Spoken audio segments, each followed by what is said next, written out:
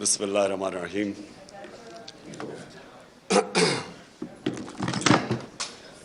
ایاک نعبد و ایاک نستعین۔ میں سارے اسپیکرز کو بڑے رسپیکٹفلی آپ سب کو ایڈمائر کرنا چاہتا ہوں۔ میں ایڈمائر اس لیے کرنا چاہتا ہوں کہ میں سمجھتا ہوں کہ آپ جہاد لڑ رہے ہیں۔ جہاد کی ڈیفینیشن کیا ہے؟ ظلم کا مقابلہ کرنا، ناانصافی کے سامنے اپنی آواز بلند کرنا۔ جو ساری انسانی تاریخ آپ اٹھا کے پڑھ لیں تو اس میں ہمیشہ قوموں کی زندگی میں وہ دور آتے ہیں جب انسانوں کو کنٹرول کرنے کی کوشش کی جاتی ہے۔ یہ جس کو ہم ڈکٹیٹرشپس کہتے ہیں، فیشزم کہتے ہیں، بادشاہت، یہ ساری جو آپ انسانی تاریخ دیکھیں تو کوشش یہ ہوتی ہے کہ انسانوں کو، جو اوپر بیٹھا ہوتا ہے بادشاہ یا ڈکٹیٹر، اس کی کوشش ہوتی ہے کہ انسان کی سوچ کو کنٹرول کر لے، اس کے اوپینینز کو کنٹرول کر لے، معاشرے کو کنٹرول کر لے۔ اور وہ کنٹرول کیوں چاہتا ہے؟ وہ معاشرے کی بہتری کے لیے نہیں چاہتا، وہ خود پوری پاور چاہتا ہے کہ وہ انسانوں کے اوپر راج کرے، بلکہ ایک چھوٹا خدا بننا چاہتا ہے، زمین کے اوپر ایک خدا بننا چاہتا ہے۔ اور انسانی تاریخ میں یہ بھی چیز ہے کہ زیادہ تر وہ معاشرے اوپر گئے ہیں جن میں آزادی ہو، آزادی رائے ہو، جو تنقید کو اجازت دیتے ہیں، جو حکمران کی اکاؤنٹیبلٹی کرتے ہیں، اس کا احتساب کر سکتے ہیں۔ اور یہ اگر آپ اسلام کی تاریخ پہلے دیکھ لیں، میں سب سے پہلے تو سے شروع کرتا ہوں کہ ریاست مدینہ کے اندر دو انسیڈنسز ہیں۔ ایک کہ حضرت علی رضی اللہ تعالیٰ ایک یہودی شہری سے کیس ہار جاتے ہیں کیونکہ قاضی ان کی گواہی قبول نہیں کرتا۔ سو اس سے دو چیزیں سامنے آتی ہیں۔ ایک تو مائنورٹیز، اقلیت کی کیا پوزیشن تھی اسلام میں؟ برابر کے شہری تھے۔ اور دوسری یہ کہ عام شہری بھی خلیفہ وقت کے سامنے کھڑا ہو سکتا ہے اور کیس جیت سکتا ہے۔ یہ آج بھی دنیا کے اندر آپ اگر کہیں بھی دنیا کے کوئی بھی ملک لے لیں، آج بھی یہ نہیں پاسبل۔ سو وہ ایک آزاد معاشرے کے اندر ایک قوم اٹھی تھی۔ اور میں اس لیے لوگوں کو بار بار، کیونکہ بڑی بدقسمتی ہے میں جب ایچ ایس این کالج، میرے ماں باپ نے اتنا پیسہ خرچ کیا، میں جب وہاں سے نکلا تو مجھے اپنی تاریخ کا کوئی آئیڈیا نہیں تھا، مجھے اسلام کی تاریخ کا آئیڈیا نہیں تھا۔ وہ آہستہ آہستہ میری زندگی میں اپنے تجربے سے میں پھر اپنی زندگی ہمیشہ ایویلیویٹ کرتا رہتا ہوں، اپنی تنقید کرتا ہوں، اپنے آپ کو کوشش کرتا ہوں کہ اپنی غلطیوں سے سیکھوں۔ تو میں نے جب دو معاشرے، برطانیہ جدھر میں نے 20 سال گرمیاں گزاری اور پاکستان، تو میں دونوں معاشروں کو جب اینالائز کرتا رہتا تھا تو میں خود کئی چیزوں کے اوپر کئی نتیجوں میں پہنچا۔ تو وہ جو دور تھا 622 سے لے کے 632 تک، جب ہمارے نبی صلی اللہ علیہ وسلم مدینہ میں آئے اور پھر دنیا سے گئے، اس کے اندر انہوں نے انسانوں کو آزاد کر دیا۔ یہ دیکھیں، یہ جو آزادی صحافت ہے نا، جو فریڈم آف ایکسپریشن ہے، اس سے بڑی یہ ایک حصہ ہے انسان کو آزاد کرنے کا۔ کیونکہ انسان کو ذہنی طور پہ جب آزاد ہوتا ہے تو وہی قومیں اوپر جاتی ہیں، وہ انسان بڑے کام کرتے ہیں، غلام کبھی بڑے کام نہیں کر سکتے۔ اس لیے علامہ اقبال کی آپ شاعری پڑھیں تو وہ غلام مسلمانوں کو جگانے کی کوشش کر رہے تھے، خودی کو اور خودداری کو، جو ان کے کانسیپٹس تھے، وہ لوگوں کو جگا رہے تھے۔ کیونکہ غلامی جو سب سے بری ایک انسان کے اندر چیز کرتی ہے، اس کے اندر احساس کمتری ڈال دیتی ہے۔ مجھے تو بڑی اچھی طرح، ہم جب ایاز امیر کی طرح، ہم بھی پہلی جنریشن ہیں جو پاکستان میں بڑے ہوئے، آپ کو صرف میں غلامی بتاتا ہوں کہ کیا ظلم کرتی ہے ایک انسان کے اوپر، اس کے پوٹینشیل کو کیسے ختم کرتی ہے۔ جمخانہ کلب ہوتا تھا، پنجاب کلب، سندھ کلب، آزاد ہوئے ہم 47 میں، 74 تک سندھ کلب کے اندر آپ پاکستانی کپڑے پہن کے نہیں جا سکتے تھے, آپ کو سوٹ پہننا پڑتا تھا 74 تک. اور خیر سارے انگریزی بولتے تھے جس طرح کے, اور میں نے بتایا اردو جب بولتے تھے تو بلاول کی طرح بولتے تھے, بارش آٹا اپنے وہ جب ویٹر سے بولتے تھے تو کہ ہم شرم آتی تھی اپنے آپ سے. سو یہ غلامی ایک انسان کے ذہن کو ادھر رکھ دیتی ہے کہ وہ اچھا غلام ہی بن سکتا ہے, ہم اچھے سوٹ ہی پہن سکتے ہیں, ہم اچھی انگریزی بول سکتے ہیں. لیکن جو ایکسپلوژن ہوئی تھی مسلمانوں کی, جب ہمارے دنیا کے سب سے عظیم لیڈر نے انسانوں کو ذہنی طور پہ فکری آزادی دی تھی, تو انہوں نے ہر چیز میں دنیا کی امامت کی تھی. سب 200-300 سال تک سارے سائنٹسٹ پاکستان مسلمان تھے. تو وہ جو میری کوشش ہے کہ یہ جو میں حقیقی آزادی کی بات کرتا ہوں, تو میں یہ چاہتا ہوں کہ میری قوم آزاد ہو, اور صرف آزاد قوم اوپر جائے گی. لیکن وہ قوم تب تک آزاد نہیں ہو سکتی جب تک پہلے تو ہم اپنے معاشرے کے اندر یہ جو آزادی رائے اس کو انڈرسٹینڈ کریں. مجھے کہتے ہیں لوگ کہ جی آپ کے دور پہ تھے تو آپ نے پتہ نہیں کوئی سختیاں کی. پہلے تو میں یقین آپ کو دلاتا ہوں, میں نے کبھی مجھے آزاد میڈیا سے خوف نہیں ہوا. نہیں, اس کی وجہ ہے آپ ڈرتے تب ہیں, کیوں ڈکٹیٹرز ڈرتے ہیں, یا کیوں جب بھی کوئی اب دیکھ لینا مڈل ایسٹ کے اندر جو بادشاہ تھا وہاں کوئی آزادی رائے نہیں ہے. کیوں ہے؟ کیونکہ وہ کنٹرول چاہتے ہیں لوگوں کا. کرپٹ پولیٹیشنز, نواز شریف نے, مجھے ابھی بھی یاد ہے 97-98 میں ہوگا کہ وہ نجم سیٹھی کو اس نے تنقید کی اس کی کرپشن پہ, اس نے اس کو بند کر کے 3 دن مار پڑوائی. اور میں افسوس کرنے گیا تو ابھی یہ عمران ریاض بات کر رہا تھا, وہاں یہ نہیں انہوں نے کہا کہ مجھے بڑی پاکستانیوں سے کال آئی جب نجم سیٹھی کو اس نے مار پڑوائی نواز شریف نے. اس نے کہا مجھے اسٹروپ ٹالبوٹ سے کال آئی ہے, امریکہ سے کال آئی ہے کہ جی بڑا ظلم ہو گیا. کیوں یہ ان کو خطرہ ہوتا ہے؟ کیونکہ انہوں نے کرپشن کی ہوتی ہے. جب کرپشن کی ہوتی ہے تو ان کو کنٹرول کرنا ہوتا ہے, اور یا پھر تم نے قانون توڑنے ہوتے ہیں. میں نے صرف مجھے ایک ایشو ہوتا تھا. دیکھیں, آزادی رائے کا مطلب یہ نہیں کہ آپ لوگوں کی توہین کریں, سلانڈر کریں. اب میں کیونکہ انگلینڈ میں نے کیس لڑا ہوا ہے عدالت کے اندر ڈیفیمیشن کا, تو وہاں تو اگر آزادی رائے ہے تو ساتھ پورا یہ بھی آپ کو چیک اور بیلنس ہے. آپ ہر کچھ کسی کی پگڑی نہیں اچھال سکتے, تو لوگوں کو موقع ملتا ہے کہ عدالت میں جا کے اپنی عزت بحال کرے یا ڈیفیمیشن کے کیس کرے. بدقسمتی سے میں پرائم منسٹر تھا, میرے اوپر اسی نجم سیٹھی نے کوئی بڑی غلط باتیں رکھی, میں اس کو عدالت میں لے گیا. میرے دور میں تو وہ کیس لگا ہی نہیں. تو پرائم منسٹر کو ہی اگر انصاف نہیں ملتا تو بیچارے عام لوگوں کو کیا ملنا ہے. جب آپ کے پاس آزادی آتی ہے اس کے ساتھ ذمہ داری بھی آتی ہے. میں نے جتنا ٹائم برطانیہ میں گزارا اس کے ساتھ ذمہ داری ہوتی ہے آزادی کے ساتھ. اب میں دوسری چیز پہ آتا ہوں, پاکستان میں کیا ہو رہا ہے. میں نے ابھی ایاز امیر نے بڑی ڈیٹیلز میں اس چیز کے اوپر بات کی. میں اپنی ذرا ایوولوشن بتاتا ہوں کہ ہم جب 90s کے اندر تماشا دیکھ رہے تھے, دونوں پارٹیز آئیں, 2 دفعہ کرپشن میں دونوں کو نکالا گیا, تو تب ہمارے ان دونوں پارٹیز کو دیکھ کے میرے بھی ذہن میں آیا کہ شاید کم کرپشن ہوگی کہ اگر ملٹری اس سے بہتر ہوگی. یہ ہم نے وہاں کی سوچنا شروع کر دیا کہ اس سے بہتر تو ہے. وہ ضیاء کے زمانے میں گروتھ ریٹ بھی زیادہ تھی, اکانومی بھی آگے تھی, لگ رہا تھا. تب وار چیز ہے کہ تنقید نہیں تھی, تو اس سے کئی چیزیں پتہ ہی نہیں چلتی تھی. تو ہم نے بھی یہ سوچنا شروع کیا, کیونکہ انہوں نے جو 2 دفعہ کرپشن میں گئی, ان کے اوپر پورے دونوں نے ایک دوسرے کے اوپر جو کیسز بنائے کرپشن کے, کوئی سر مال تھا, کوئی ہدایبہ پیپر مل تھی.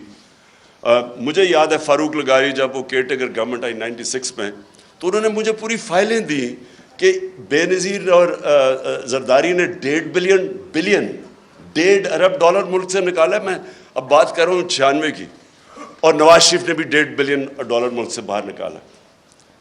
تو میں تو پالیٹکس میں آئی کرپشن کے خلاف تھا. دیکھیں, اور کرپشن جو ہے نا وہ ایک سمٹمز ہے جس ملک کے اندر قانون کی بالادستی نہ ہو. جدھر رول آف لا نہیں ہوتا ادھر کرپشن ہوتی ہے. رول آف لا بھی میں ایکسپلین کر دوں کہ طاقتور کے لیے جب تک آپ قانون کے نیچے نہیں لے کے آتے وہ رول آف لا نہیں ہے, وہ پھر طاقت کی حکمرانی ہے جو جنگل کا قانون ہے. تو میں نے جب دیکھا کہ یہ دو باری لے کے آئے اور دونوں آ کے نواز شریف نے جتنی دیر میں پرائم منسٹر تھا اتنی اس سے کم ٹائم میں اس نے 17 فیکٹریاں بنا لی, 3 سال کے اندر 17 فیکٹریاں بنا لی اور گورنمنٹ بینکس سے قرضے لیے. اب یہ جو فرق کیا تھا, میں نے برطانیہ کا سسٹم دیکھا ہوا تھا, ان کی پارلیمنٹ دیکھی ہوئی تھی, ان کے پولیٹیشنز کے اوپر میں نے جو ان کے اوپر چیکس اور بیلنسز ہیں, جو ان کی اخلاقیات ہے وہ میں نے دیکھی ہوئی تھی. تو ہم چاہتے تھے ہمارا بھی ملک آگے بڑھے.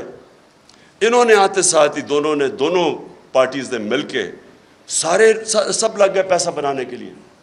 تو میں آیا تھا کرپشن کے خلاف, اور آپ جب مشرف کا دور آیا تو مجھے یاد ہے جنرل امجد نے فائلیں دکھائی ان کی چوری کے اوپر, بتایا کہ انہوں نے کتنی کرپشن کی ہوئی ہے. اور ہم نے جنرل مشرف کی شروع میں سپورٹ اس لیے کی کہ ہم سمجھے کہ جنرل مشرف واقعی کرپشن ختم کرنے آیا ہے. وہ بعد میں پتہ چلا کہ وہ کرپشن کے نام پہ ہم سارے اس کی سپورٹ وہ بھی پاور کے لیے آیا تھا, اور انہی لوگوں کو پھر این آر او دے دیا اس نے, جبکہ کسی کی رائٹ نہیں ہے کہ آپ پبلک کا پیسہ چوری ہو وہ معاف کر دے. کرپشن کا مطلب ہوتا ہے پبلک کا پیسہ چوری کا مطلب ہوتا ہے میرا کوئی چوری کرے. کرپشن ہے جو عوام کا پیسہ چوری کرے, تو اس کے پاس تو رائٹ ہی نہیں تھا کہ ان کی چوری معاف کرنا.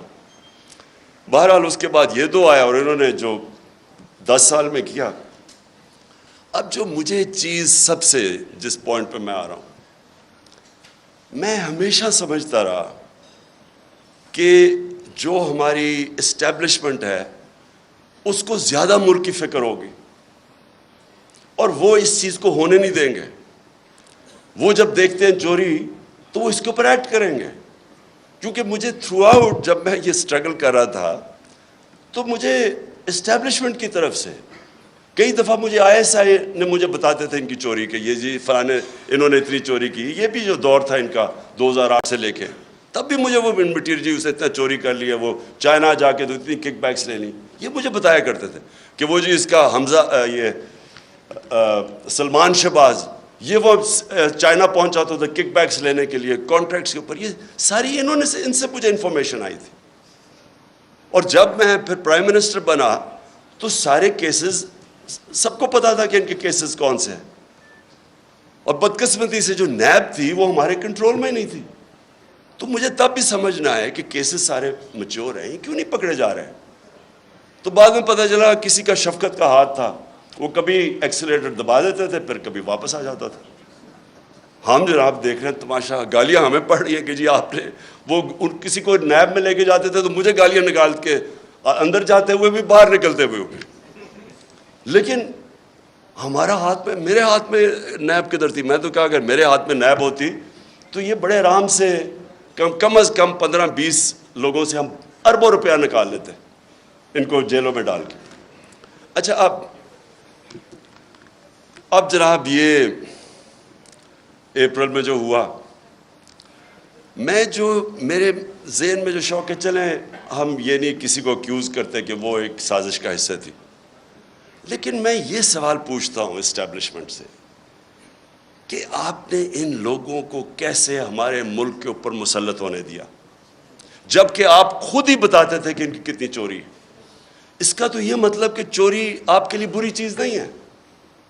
اور میں اس لیے ایک ملک میں یہ اپنے دور میں نے شروع کر دیا تھا رحمت للعالمین اتھارٹی بنا کے سیرت نبی اپنے بچوں کو پڑھائیں, کیونکہ جو امر بالمعروف ہے وہ ایک معاشرے کا کارنر سٹون ہوتا ہے.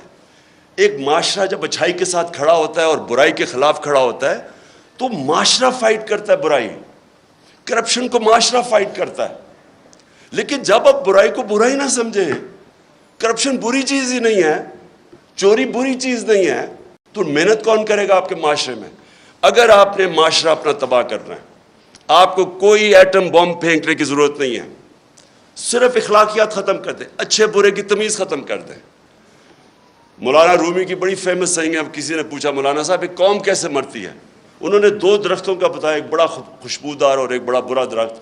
انہوں نے کہا جب ایک قوم ان کے اندر فرق کرنا ختم کر دیتی ہے, اچھے برے کی تمیز ختم کرتی, قوم مر جاتی. اس لیے ہی جو مدینہ کی ریاست تھی وہ امر بالمعروف پہ کھڑی ہوئی تھی. سارے معاشرے کو حکم کیا گیا تھا کہ آپ نے برائی کے خلاف کھڑے ہونا ہے. اب میں نے انگلینڈ کے اندر یہ دیکھا ہے, میں امر بالمعروف پہ وہ چل رہے ہیں. آپ کو میں بتاؤں کہ ان کا ایک بہت بڑا نام تھا لارڈ جیفری آرچر. بڑا مارگریٹ تھیچر کا رائٹ ہینڈ, ان کی پرائم منسٹر کا رائٹ ہینڈ آدمی تھا. ہر جب ان کی ساری سوشل کیلنڈر کے اوپر وہ تھا, اس کی ہمیشہ اس کی اخباروں میں اس کی موومنٹس آتی تھی. اس نے ایک عدالت کے اندر اس نے ایک جھوٹ بول دیا. کیس تھا ڈیفامیشن کا, اس نے جھوٹ بول دیا. آپ سوچیں کہ اتنا طاقتور آدمی, اس نے جھوٹ بولا, 3 سال جیل ڈالا اسے. اور جب وہ جیل سے باہر نکلا کسی گھر کوئی اسے انوائٹ نہیں کرتا تھا. وہ جو اتنا پاپولر آدمی تھا اس کو کوئی انوائٹ نہیں کرتا تھا. عوام نے فیصلہ کیا کہ جناب اس نے غلطی کی ہے, اس نے اور کیا کیا, جھوٹ بولا. اب یہاں سوچے کہ لنڈن تو تھوڑے, پاکستان بھی میں میری کوئی پراپرٹی نہیں ہے, اور اس کے اوپر پھول پھینکے جا رہے ہیں. وہ جا کے ادھر جا کے وہ دوسرا والا کہہ رہا ہے کہ یعنی قطری خط جو ایک اپنی اربوں روپے کی پراپرٹیز کے لیے ایویڈنس پریزنٹ کر دے اور اس کو کوئی فرق ہی نہ پڑے ملک میں. ایک برنی میڈوف ملٹی بلینر بن گیا امریکہ کے اندر. اس کے بعد اسے پتا چلا کہ جی برنی میڈوف نے جو پیسہ بنایا تھا وہ ایک پونزی اسکیم تھی, یعنی ایک فراڈ سے بنایا تھا. اس کے 2 بیٹے تھے اور بیوی, ان کو بھی نہیں پتا تھا. جیسے ہی پتا چلا ان کو کہ یہ فراڈ میں پکڑا گیا, جب اسے پکڑا, ایک بیٹے نے خودکشی کر لی, مطلب کہ میں معاشرے میں نہیں اب رہ سکتا. دوسرا بیٹا سولٹری, یعنی اپنے آپ کو اس نے آئسولیٹ کر دیا اور 2 سال کے بعد مر گیا. بیوی نے طلاق دے دی, یعنی اس کی اپنی فیملی نے اس کو ڈسون کر دیا. سنگاپور کے اندر 2 لی کوان یو جو سنگاپور کا بڑا اسٹیٹسمن تھا, 2 اس کے وزیروں کو جب کرپشن میں پکڑ گئے خودکشی کر لی. دیکھیں معاشرہ, جب معاشرہ کرائم فائٹ کرتا ہے تب کرائم آپ جیتتے ہیں. اب میں جب تھا جی فلانے نے پیسہ ادھر کر دیا, اس نے ادھر کر دیا, کس کو پکڑیں گے آپ جب تک معاشرے کے اندر آپ یہ اچھے برے کی تمیز نہیں دیں گے. اور ادھر میڈیا کا بہت بڑا ہاتھ ہے. اب مجھے ابھی آپ نے بات کی کہ جی دیکھیں کوئی سچ فلانے کے لیے اور کوئی سچ عمران خان کے لیے, ٹھیک کہہ رہے ہیں, یہ بالکل آپ ٹھیک کہہ رہے ہیں کہ گورننس, کوئی کہے گا کہ عمران خان کی بہتر ہے, کوئی کہے گا کہ شہباز شریف کی بہتر ہے, کہہ سکتے ہیں کیونکہ ڈفرینٹ اوپینینز ہے. کوئی کہے گا کہ اکانومی اس ٹائم میں بہتر تھی, کوئی کہے گا میرے ٹائم میں, یہ بالکل ٹھیک ہے. لیکن جب کوئی لوگ کرپشن کے اندر 16 ارب روپے کی corruption open and shut case میں, اگر ایف آئی اے اس کا انڈر ٹرائل ہے, اس کو آپ کیسے کہہ سکتے ہیں کہ جی وہ میری رائے اور فرق ہے اور اس کی رائے فرق ہے. وہ تو اس کا مطلب کہ جب اب نواز شریف جھوٹ بول کے 4 ارب روپے کی پراپرٹیز ہیں لنڈن کے اندر جدھر ہی ہیں, اس کے بیٹے نے ایڈمٹ کیا کہ یہ بینیفیشری اونر ان پراپرٹیز کی مریم نواز ہے. مریم نواز جب چھوٹی تھی, جب پراپرٹیز نہیں, اس کا مطلب نواز شریف کا پیسہ ہے. کیا وجہ ہے کہ آج تک اس کو کئی لوگ لیڈر مانتے ہیں, بلکہ اسکیم پوری ایک کوشش ہو رہی ہے کہ اس کو پاکستان کے اندر ابھی پھر کہ عمران خان کو بھی ڈسکوالیفائی کرو اور پھر کہیں جی اچھا دونوں کو ہم الیکشن لڑنے کی اجازت دے دیتے ہیں, یعنی مجھے اور اس کو ایک ہی جگہ پہ کھڑا کر دیا. اتنے بڑے لٹیرے کو کہ یہ کہہ رہے ہیں کہ جناب عمران خان وہ کیونکہ پتہ نہیں وہ اس کیس کے اندر الیکشن کمیشن کی. دیکھیں یہ ہمارا سب سے بڑا چیلنج ہے. اور ادھر میڈیا کا بہت بڑا رول ہے, بیکاز میڈیا عوام کے اوپینین کو شیپ کرتا ہے. جس طرح کہ اسحاق ڈار جب گیا ہارٹ ٹاک کے اوپر, تو اس نے جو اس کا حال کیا ہے, کوئی بھی ویکنس جس میں ہو, یہ جس کے اوپر کرپشن کی, وہ نہیں جا سکتے میڈیا کے اوپر, وہ چھپتے ہیں میڈیا سے. یا ہر روز شام کو جن کے اوپر اربوں روپے کرپشن کے کیسز ہیں وہ جا کے بٹھا دیتے ہیں ایک بیچارہ پی ٹی آئی کا معصوم سا ہے وہ بٹھا دیتے ہیں ساتھ, وہ پنچنگ چل رہی ہوتی, تم چور ہو تم چور ہو. سو میری سب سے یہ جو اور اسی کے اوپر میں آ رہا ہوں کہ جب ہماری اسٹیبلشمنٹ کو پتہ تھا ان کی پاس کتنے سال 30 سال سے یہ ملک کو لوٹ رہے ہیں, سارے ان کے پاس کیسز, مجھے انہوں نے دکھائے ہوئے. میں سوال یہ پوچھتا ہوں کہ انہوں نے کیسے ان کا راستہ نہیں روکا؟ اگر ملک کی فکر ہے تو کیسے آپ ان کو اجازت دے دیتے ہیں؟ ایک تو ہمیں پتہ ہے کہ امریکہ کا انٹرسٹ, امریکہ کی جو پالیسی ہے وہ اپنے انٹرسٹ پروٹیکٹ کرتے ہیں. ان کا ہے کہ جی وہ پاکستان ہمیشہ ایک ٹیلی فون کرو تو جو کام کروانا چاہے یہاں سے کرنے کے لیے تیار ہیں. اس کا یہ نہیں مطلب کہ اگر آج میں کہتا ہوں کہ بیسز نہیں دے رہے ہیں یا میں کہتا ہوں میں نے روس جانا, یہ نہیں کہ میں اینٹی امریکن ہوں. میں ان کا اپنا انٹرسٹ ہے, ہمارا کام ہے اپنے لوگوں کے انٹرسٹ پروٹیکٹ کرنا, یہ اینٹی نہیں ہے. لیکن ان کو اتنی عادت پڑی ہوئی ہے یہاں کہ یہ ہاتھ باندھ کے سامنے کھڑے ہو جاتے ہیں. تو یہ مجھے ایشو ہے کہ کیسے ایک باہر سے, ہمیں پتہ ہے ڈونلڈ لو وہ تو سب کے پاس, اس کا جو سائفر تھا وہ تو سب کے پاس ہے, وہ تو آرمی چیف کے پاس بھی گیا تھا, پریزیڈنٹ پاکستان کے پاس بھی گیا, میرے پاس آیا, فورن آفس کے پاس. تو وہ تو ہمارے پاس پتہ تھا کہ وہ ایک انڈر سیکرٹری کہتا ہے کہ عمران خان کو اگر نہیں ہٹاؤ گے تو کانسیکوینسز ہوں گے پاکستان کے لیے. لیکن میں حیران ہوں کہ جب یہ بھی پتہ تھا کہ باہر سے سازش ہے, یہ بھی پتہ تھا کہ ہمارے لوگوں کو پیسے دے کے خریدا جا رہا ہے, اور یہ بھی پتہ تھا کہ چور ریپلیس کرنے والے ہیں جن کے اوپر کرپشن آپ کے دور میں کیسز بنے ہوئے ہیں, پھر کیسے ان کو اس ملک پہ مسلط ہونے دیا؟ کیونکہ اسٹیبلشمنٹ کے پاس پاور ہے, ان کے پاس اس وقت سب سے زیادہ پاور ہے. تو پاور کے ساتھ ذمہ داری آتی ہے. یہ نہیں ہو سکتا کہ پاور آپ کے پاس ہے اور ذمہ داری کسی اور کے پاس ہے. اتھارٹی اور پاور ساتھ ساتھ جاتے ہیں. جب یہ اوپر آئے ہیں تو آپ جتنا مرضی کہیں ہم نیوٹرل ہیں, جو مرضی آپ کہیں ہم نیوٹرل ہیں, تاریخ کے اندر لوگ آپ کو بلیم کریں گے یہ جو ملک کے ساتھ کیا ہے. یہ جو اوپر آ کے اوپر بیٹھے ہیں, تاریخ لکھی جا رہی ہے پاکستان کی کہ کیسے آپ نے ان لوگوں کو ہمارے پر مسلط ہونے, اور جو 4 مہینے میں ہوا ہے پاکستان کے ساتھ, ان 4 مہینے میں جو مہنگائی کے اوپر سپوزٹلی آئے تھے اور آج جو مہنگائی ہے. اور میں آخر میں اب بات کرتا ہوں, اب کوشش کیا کی جا رہی ہے؟ پہلے ان چوروں کو مسلط ہونے دیا. ان کی کوشش یہ تھی کہ اچھا جی وہ ہٹائیں گے, جب یہاں تو گورنمنٹ جب ہٹتی ہے لوگ مٹھائیاں بانٹتے, وہ نہیں ہوا. پبلک نکلا ہی سڑکوں پہ, کبھی پاکستان میں اس طرح پبلک نہیں نکلی. اور اس کے بعد جو 17 جولائی کا بائی الیکشن ہوا وہ ایک اور شوق مل گیا. جب الیکشن کمیشن بھی ملی, انتظامیہ بھی, یہاں بڑا مشکل ہے, یہ تو ایکسپرٹس ہیں دھاندلی کے, تو ادھر بھی جیت گئی تحریک انصاف.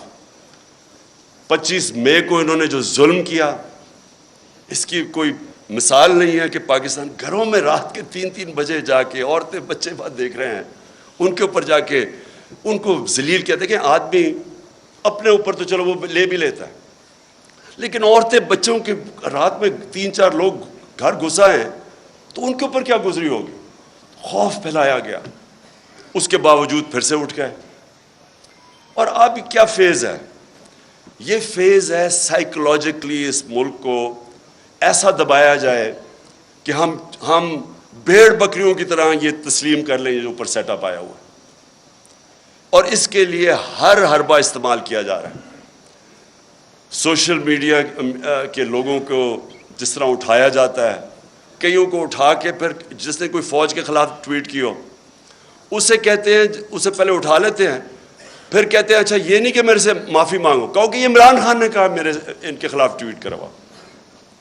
ان سوشل میڈیا وہ بیچارے بچوں کو اٹھا رہے ہیں. یہاں میڈیا یہ سامنے میرے بیٹھے ہوئے ہیں, میں نے دیکھا کہ ایاز امیر نے بڑی کیئرفلی ایسے ورڈنگ کی کہ انشاءاللہ کپڑے اب نہیں پھٹیں گے اس باری. یہ ان کا فورن آفس کا ایکسپیرئنس ہے, ڈپلومیسی. اور سمیع ابراہیم, عمران ریاض, اور مجھے بڑا افسوس ہے کہ ارشد شریف. اب ارشد شریف جب سے میں وہ جانتا ہوں وہ ایک اپنی سوچ کا آدمی ہے, بہت ہی پیٹریوٹک, محب وطن پاکستانی ہے. وہ جو سمجھتا ہے کہ وہ ٹھیک لائن پہ ہے اس کو پڑ جاتا ہے, اور اس لیے اس کو لوگ دیکھتے ہیں کیونکہ ان کو پتہ ہے کہ وہ اس کا سٹانس کدھر ہے. اس جیسے آدمی کو دھمکیاں, گھر میں باہر گاڑیاں کھڑی, اس کو باہر جانا پڑا. صابر شاکر باہر چلا گیا, ARY کو بند کر دیا. ARY کا کیا قصور تھا؟ اگر شہباز گل سے اگر ایک جملہ نکل ہی گیا ہے جو کہ اس کو نہیں کہنا چاہیے تھا, جس کو غلط پرسیو کر سکتے ہیں, اس کے اوپر ARY کو کیسے بند کر دیا؟ وہ ARY کو اس جملے کی وجہ سے نہیں بند کیا گیا. ایسی باتیں کہہ بیٹھے نواز شریف اور مریم اور یہ جو ایاز صادق اور فضل الرحمان کیسی باتیں کہہ گئے فوج کے خلاف. ان کے لیے کبھی ایسی چیز نہیں ہوئی. اس بیچارے سے جو کیا ہے, مجھے تو پہلے 2 دن تو ہمیں پتہ ہی نہیں تھا اس کا. جب ہمارا وکیل مل کے آیا مجھے تو تب پتہ چلا اس بیچارے سے کیا کیا. یعنی کتنا بڑا جرم ہوگا کہ ننگا کر کے اس کو ٹارچر کیا انہوں نے. یعنی ایک انسان کی ڈگنیٹی کہ اس کو پہلے آپ ننگا کریں, پھر اس کو بری طرح اتنی مارا اور انہوں نے اس کے سر کے اوپر بند کر کے پتہ نہیں کہیں پھرایا. مینٹلی اسے اتنا ٹارچر کیا کہ وہ بالکل بریک کر دیا اس کو. اور اسے کلوا کہہ رہے ہیں کہ جی یہ کہو کہ عمران خان نے یہ سینٹنس کہا تھا تمہیں یہ بولنے کا. اس کے پیچھے اس کو بند کیا ہوا اور اس سے جو بیچارہ جو اسے حال کیا. مجھے تو یعنی میرے خیال میں کہ ہمارا معاشرہ ادھر گر رہا ہے, اللہ کرے کہ اس سے اور نیچے نہ جائے. مجھے تو شرم آتی ہے یہ کر کیا رہے ہیں, اور کر کیا رہے ہیں وہ چوروں کو اوپر مسلط کرنے کے لیے ہمیں ایکسیپٹ کروا رہے ہیں ان کو. سب سے خوفناک چیز یہ ہے, اچھا کوئی بہت بڑا منصوبہ ہو, کوئی پاکستان کی بہتری ہو, چلے جی ہم یہ آپریشن بھی ٹالریٹ کر لیں. یہ چور جو 30 سال سے ملک کو پیسہ چوری کر رہے ہیں, 26 سال میں ان کے اگینسٹ جہاد کر رہا ہوں, ان کو ایکسیپٹ کروانے کے لیے میڈیا کا منہ بند, خوف پھیلا رہے ہیں, لوگوں کو ڈرا رہے ہیں, اور پھر آگے پلاننگ کر رہے ہیں کہ کسی طرح تحریک انصاف ٹوٹ جائے گی. ہمارے لوگوں کو کال کر رہے ہیں, ہمارے MNAs کو کال کر رہے ہیں, ہمارے سینئرز کو اپروچ کر رہے ہیں, خوف پھیلا رہے ہیں ان کے اندر. اور میں اس لیے آج ساری اپنی قوم کے سامنے کہنا چاہتا ہوں کہ دیکھیں یہ واقعی ایک پاکستان کا ڈیفائننگ مومنٹ ہے. میں پھر سے کہوں گا کہ آز امیر اور میں, ہماری وہ جنریشن ہے جو پاکستان کے ساتھ بڑی ہوئی ہے. میں نے کبھی اپنی قوم کے اندر یہ شعور نہیں دیکھا, ایسی بیداری نہیں دیکھی. فیملیز رات کے 12 بجے تک جلسے اٹینڈ کر رہی ہیں. میں جب انہوں نے جب 25 مئی کو یہاں ظلم کیا تو ہم بڑی وہ کنٹینر میں آہستہ آہستہ جب آ رہے تھے, صبح کے 6 بجے 7 بجے سڑکوں کے اوپر لوگ کھڑے ہوئے تھے, اور فیملیز اور بچے لوگوں نے اٹھائے ہوئے. یہ کوئی بھی, میں یہ چیلنج ان کو کرتا ہوں, آپ جو مرضی کر لیں, جتنا مرضی خوف پھیلا لیں, یہ جو اس وقت اس ملک میں بیداری ہے اور یہ جو قوم اٹھ رہی ہے, آپ کچھ بھی نہیں کر سکیں گے. آپ جو مرضی کر لیں, یہ قوم, یہ جو بیداری کا اور شعور کا جن ہے, یہ کبھی بوتل میں آپ واپس نہیں ڈال سکتے. اور جتنا آپ اس کے اوپر آپریشن کریں گے اور جتنا لوگوں کے اوپر ظلم کریں گے, اسے شہباز گل سے پوچھ رہے جی عمران خان کھاتا کیا ہے, پہلے تو اسے کہہ رہے ہیں کہ عمران خان کے خلاف سٹیٹمنٹ دو, پھر کہتے کھاتا کیا ہے. میں آپ سب کو بتانا چاہتا ہوں کہ یہ ایسے نہیں وہ پوچھ رہے کھاتا کیا ہے کہ ان کو میری ڈائٹ کی اتنی فکر نہیں ہے. 4 شہباز شریف کے جو گواہ تھے FIA کے 16 ارب کے کرپشن کیس کے اندر, 4 گواہ 2 مہینے کے اندر ہارٹ اٹیک سے مرے ہیں. ان کو کھانے کا ہی پتا تھا کہ وہ کھاتے کیا ہیں. اس کا جو انویسٹیگیٹر تھا ڈاکٹر رضوان FIA کا, وہ ہارٹ اٹیک سے مرا. جو دوسرا انویسٹیگیٹر تھا اس کو ہارٹ اٹیک ہوا لیکن بچ گیا. اور یہ کھاتے کیا ہیں پتہ ہوتا ہے تو یہ پھر ان کو آگے پھر کیسے ان کو ٹھکانے لگاتے ہیں. تو میں یہ آخر میں اپنے نیوٹرلز کو پیغام دینا چاہتا ہوں. کیا آپ کو فکر ہے اس قوم کی؟ بالکل ایاز امیر نے ٹھیک بات کی. آپ کو پتہ ہے ملک کدھر جا رہا ہے؟ کیا کسی ملک کی جو معیشت کا اس وقت حال ہے، کیا جب تک پولیٹیکل سٹیبلٹی نہیں آتی معیشت ریکور کر سکتی ہے؟ معیشت کیسے آپ کی ٹھیک ہوگی جب ایک ملک میں کسی کو واقعی نہیں پتا، مجھے نہیں پتا، کسی کو نہیں پتا کہ 1 مہینے 2 مہینے 3 مہینے میں کیا ہوگا. میں نے اگر آج معیشت اس طرح اوپر جاتی ہے، دولت میں اضافہ تب ہوتا ہے جب ملک میں انویسٹمنٹ ہوتی ہے، نوکریاں ملتی ہیں، ویلتھ کریشن ہوتی ہے. تو جو بھی انویسٹمنٹ کرتا ہے وہ پہلے دیکھتا ہے کہ آج اگر میں پیسہ انویسٹ کروں گا تو 3-6 مہینے 1 سال کے بعد اس کو سرٹنٹی چاہیے ہوتی ہے، اس کو سٹیبلٹی چاہیے ہوتی ہے اگر پیسہ اس نے انویسٹ کر رہا ہے. آج کون انویسٹ کرے گا؟ اور یہ اگر یہی آپ کا خیال ہے کہ بہت بڑی اچیومنٹ ہو گئی کہ جی وہ ابھی سعودی عربیہ سے پیسہ آ جائے گا اور ادھر سے آ جائے گا پیسہ UAE سے یا چائنا نے، اس سے تو یہ تو کینسر کا علاج ڈسپلن سے کر رہے ہیں آپ. اگر ویلتھ کریشن ہی نہیں ہو رہی اور آپ قرضے لیتے جا رہے ہیں تو قرضے تو واپس کرنے ہیں آپ نے، تو ڈیٹ سروسنگ تو بڑھتی جا رہی ہے. ہم جب پہلا سال تھا تو جتنا ہم نے ٹیکس اکٹھا کیا آدھا ٹیکس چلا گیا ڈیٹ سروس، قرضوں پہ سود دینے پہ، تو سارے ملک کے لیے آدھا ٹیکس رہ گیا. اس لیے یہ کوئی حل ہے کہ آپ سمجھیں کہ تھوڑے قرضے آ گئے تو چلو تھوڑا اور ملک آگے چل جائے گا؟ حل اس کا یہ ہے پولیٹیکل سٹیبلٹی میں، اور پولیٹیکل سٹیبلٹی صرف آئے گی فری اینڈ فیئر الیکشن سے. اس کے علاوہ صاف اور شفاف، میں آج چیلنج کرتا ہوں، صاف اور شفاف الیکشن کے علاوہ مجھے کوئی بتا دے کہ پاکستان میں سٹیبلٹی کیسے آئے گی. اور پولیٹیکل سٹیبلٹی نہیں آئے گی، اکنامک سٹیبلٹی نہیں آئے گی، اور اکنامک سٹیبلٹی نہیں آئے گی تو یہ ملک تو نیچے جا رہا ہے، قرضے چڑھتے جا رہے ہیں، حل تو کسی کے پاس ہے ہی نہیں. اس لیے میں اپنے نیوٹرل سے آخر میں یہ کہتا ہوں کہ ابھی بھی وقت ہے، ابھی بھی ٹائم ہے، اپنی پالیسیز ریویو کریں. بند کمروں میں کئی دفعہ فیصلے ہوتے ہیں، وہ فیصلے اچھے نہیں ہوتے. آپ کو ریویو کرنے چاہیے اور سوچنا چاہیے کہ ہم نے یہ ملک 22 کروڑ کے لوگ ہیں، ینگ پاپولیشن ہے، 60% آبادی ہماری 30 سال کی عمر سے کم ہے، ان کو نوکریاں چاہیے. اور اگر اس وقت صحیح فیصلے نہیں ہوں گے اور یہ کمپاؤنڈ فیلئر کیا جائے گا کہ انہی لوگوں کے اوپر کوشش کریں گے کہ سختی کر کے آپریشن کر کے کہیں ہم ان چوروں کو ایکسیپٹ کر جائیں. میں اپنی طرف سے تو کہنا چاہتا ہوں ان کے نیچے، اگر مجھے کوئی کہنا کہ ان کے نیچے میں نے اب اپنی زندگی گزارنی ہے، میں سمجھوں گا کہ مجھے موت اس سے زیادہ بہتر ہے بجائے ان چوروں کے نیچے میں اپنی زندگی گزاروں. شکریہ.